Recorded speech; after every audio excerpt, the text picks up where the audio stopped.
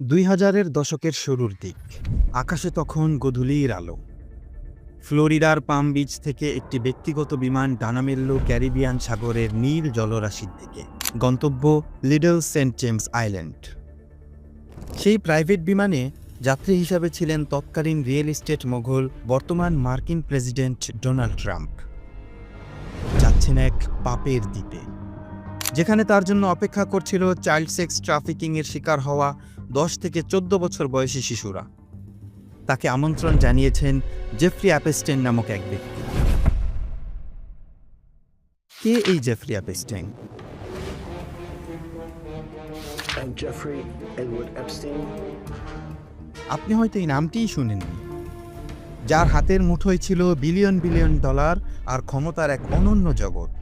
90 দশকে sex trafficking, মানব পাচার, শিশু পাচার, ব্ল্যাকমেইলিং এগুলো ছিল তার মিলিয়ন ডলারের বিজনেস। অ্যাপস্টেইন কোনো সাধারণ অপরাধী ছিল না, সে ছিল এক ধূর্ত শিকারী। তার বিলাসবহুল দ্বীপ পরিচিতি পেয়েছিল পাপের দ্বীপ বা পেডোফাইল আইল্যান্ড হিসাবে। সেখানে সে সাজিয়েছিল মানব পাচার আর শিশু যৌন নির্যাতনের এক ভয়াবহ গোলকধাঁধা। অসহায় শিশুদের শৈশবকে সে পণ্য বানিয়েছিল, আর সেই পণ্যের ক্রেতা ছিল বিশ্বের বাঘা বাঘা সব ক্ষমতাধর ব্যক্তি। সে তার জৌলুসে ভরা প্রাসাদে আমন্ত্রণ জানাতো প্রেসিডেন্ট, রাজপুত্র আর ধনকুবেরদের। তারপর তাদের হাতে তুলে দিত নিষ্পাপ শিশুদেরকে, আর গোপনে ধারণ করত সেই সব মুহূর্তের ভিডিওগুলো। এই ভয়ঙ্কর ফুটেজগুলোই ছিল তার ক্ষমতার আসল উৎস। পুরো বিশ্বের নিয়ন্ত্রণ ছিল তার ড্রয়ারে বন্দি থাকা কিছু মেমোরি চিপে।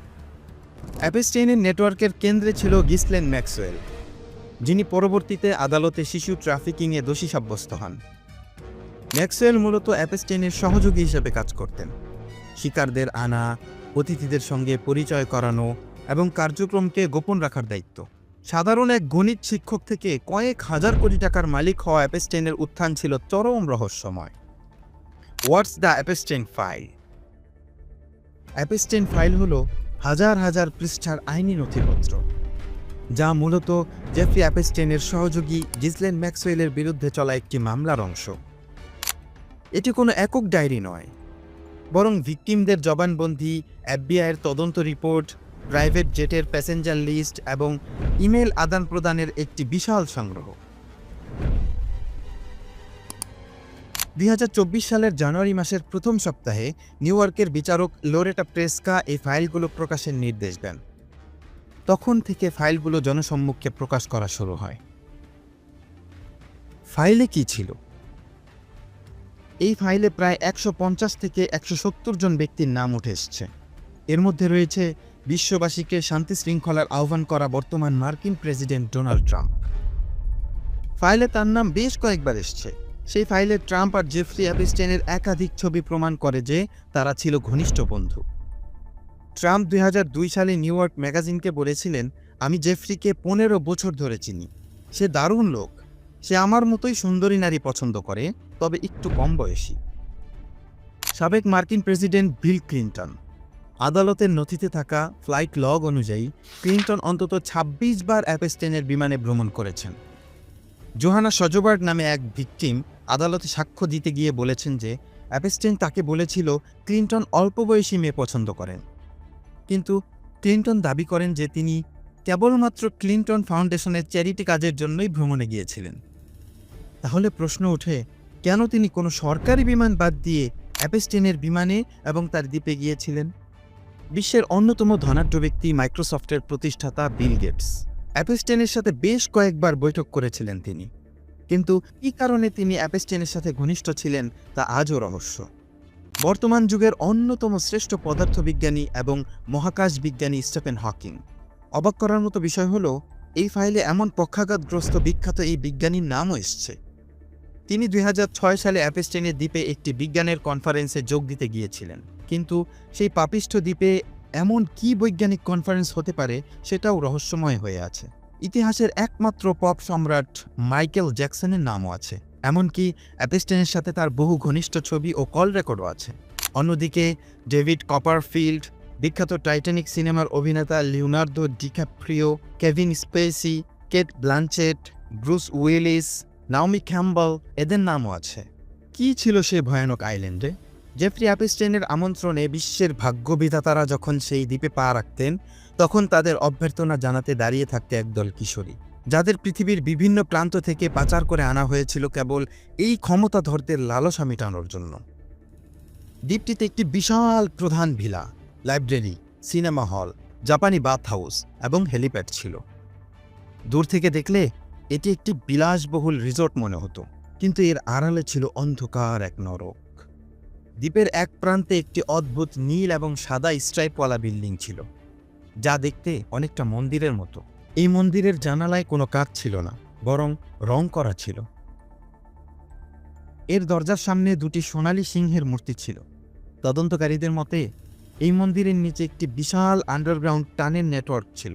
প্রত্যক্ষদর্শীদের মতে অ্যাপস্টাইন এবং তার মেহমানরা শিশুদের নিয়ে এই মাটির নিচের গোপন রুমে যেতেন, যাতে বাহির থেকে কেউ কিছু বুঝতে না পারে।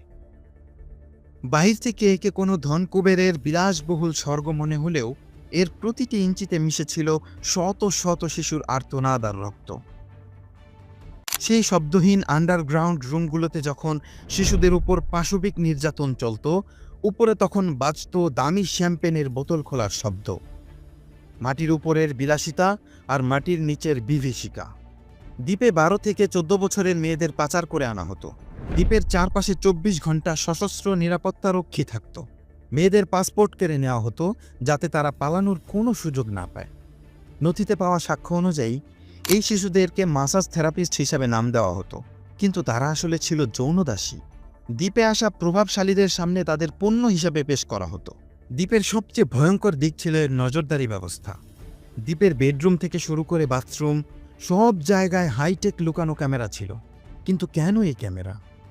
কারণ অ্যাপস্টাইনের লক্ষ্য ছিল বিশ্বের বড় বড় নেতা, প্রিন্স এবং শিল্পপতিদের ভিডিও ফুটেজগুলো রাখা। যখন কোনো বিশ্বনেতা বা রাজপুত্র নিজের আদিম লালসায় মত্ত হতেন, তখন পর্দার আড়ালে বসে সেই দৃশ্য রেকর্ড করতে এক ধূর্ত মাকড়সা জেফ্রি অ্যাপস্টাইন। এই ভিডিও ফুটেজগুলো ছিল তার জীবন বীমা। ক্ষমতার শীর্ষবিন্দুতে থাকা মানুষগুলোর নগ্ন মুহূর্তগুলো পকেটে নিয়ে সে পুরো মার্কিন বিচার ব্যবস্থাকে বৃদ্ধাঙ্গুলি দেখাতো।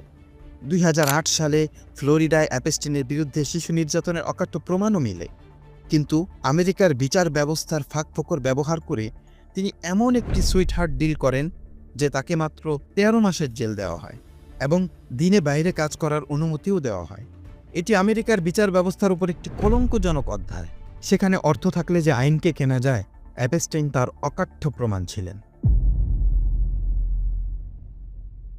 10 আগস্ট 2019 ভোর রাত। নিউ ইয়র্কের ম্যানহাটনে অবস্থিত পৃথিবীর অন্যতম সুরক্ষিত জেলখানা মেট্রোপলিটন কারেকশনাল সেন্টার। সেখানে সেই সেলে পাওয়া যায় জেফ্রি অ্যাপস্টাইনের ঝুলন্ত মরদেহ। আসলেই আত্মহত্যা নাকি হত্যা?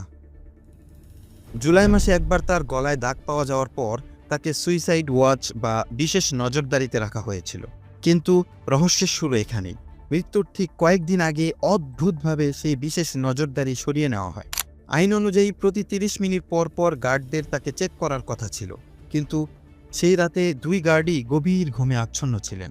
অ্যাপস্টাইনের সেলের সামনের সিসিটিভির ক্যামেরাগুলো ঠিক সেই রাতেই বিকল হয়ে গিয়েছিল। কোনো এক অদৃশ্য হাতের ছোঁয়ায় সেই রাতের সব ফুটেজ মুছে ফেলা হয়েছিল। নিয়ম অনুযায়ী অ্যাপস্টাইনের সাথে একজন সেলমেট থাকার কথা ছিল, কিন্তু মৃত্যুর মাত্র কয়েক ঘন্টা আগে তার রুমমেটকে অন্য সেলে সরিয়ে নেওয়া হয়। কেন তাকে একা ছেড়ে দেওয়া হলো তা আজও রহস্যময়। অ্যাপস্টাইন বিছানার চাদর দিয়ে ঝুলে আত্মহত্যা করেছিল বলে দাবি করা হয়, কিন্তু যখন ময়নাতদন্ত করা হলো তখন বেরিয়ে এলো এক শিহরণ জাগানিয়া তথ্য।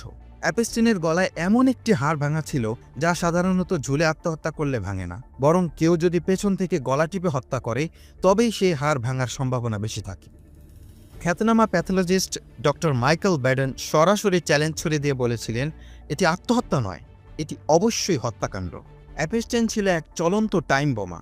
সে যদি আদালতে মুখ খুলত তবে বিশ্বের অন্তত 1 ডজন দেশের সরকার পড়ে যেতে পারত। রাজপুত্র, প্রেসিডেন্ট আর ধনকুবেরদের যে গোপন ভিডিও তার কাছে ছিল, তার চাবিকাঠি ছিল কেবল তার মগজে। তাই প্রশ্ন ওঠে, অ্যাপস্টাইন কি আসলেই আত্মহত্যা করেছে, নাকি তাকে চুপ করিয়ে দেওয়া হয়েছে? একটি ভাইরাল হওয়া ছবিতে দাবি করা হয় যে স্ট্রেচারে করে যে মৃতদেহটি নিয়ে যাওয়া হচ্ছিল তার কানের গড়ন অ্যাপস্টাইনের সাথে মিল ছিল না। জল্পনা শুরু হয়, তবে কি আসলে অ্যাপস্টাইনকে কোনো গোপন পথে সরিয়ে দেওয়া হয়েছে এবং অন্য কোনো মৃতদেহকে তার বদলে রেখে দেওয়া হয়েছে?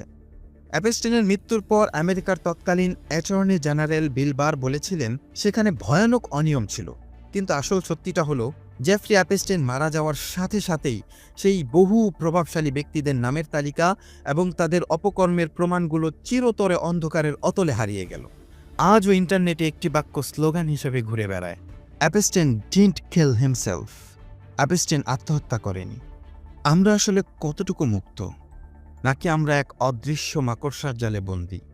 জেফ্রি অ্যাপস্টাইন কোনো বিচ্ছিন্ন নাম নয়, এটি একটি আয়না, যে আয়নায় তাকালে সভ্যতার আসল এবং বিভৎস কঙ্কাল দেখা যায়।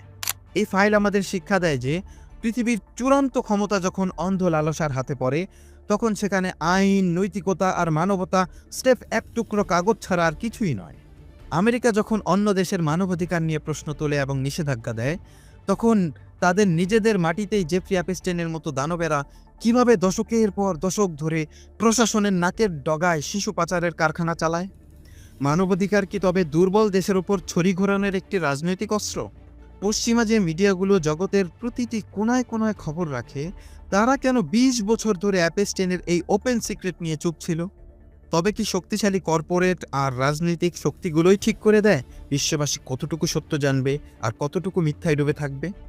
যে পশ্চিমা বিশ্ব সারা পৃথিবীতে গণতন্ত্র আর বাকস্বাধীনতা রপ্তানি করার দাবি করে, তাদেরই শীর্ষ নেতারা কেন এক পিচাসের দ্বীপে গিয়ে শিশুদের উপর নির্যাতন চালাতেন?